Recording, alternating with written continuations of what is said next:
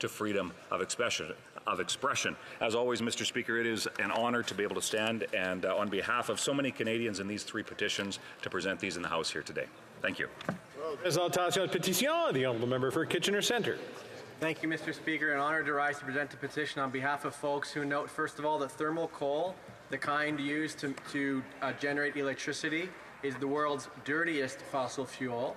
They note that thermal coal is responsible for half of the world's carbon footprint.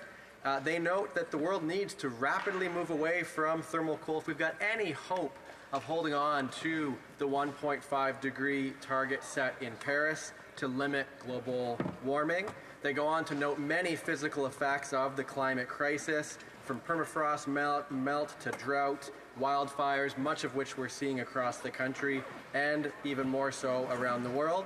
They go on to note that Canada's greenhouse gas emissions are actually the worst of any G7 country since the 2015 Paris Agreement, and certainly since 1990.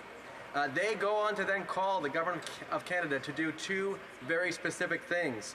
First of all, add thermal coal to the priority substance list of the Canadian Environmental Protection Act, and as soon as possible to the toxic substances list of CEPA. And as a result of doing that, to go on to regulate the mining, use, export, and import of thermal coal in accordance with our international commitments, effectively banning the export of thermal coal. Thank you, Mr. Speaker.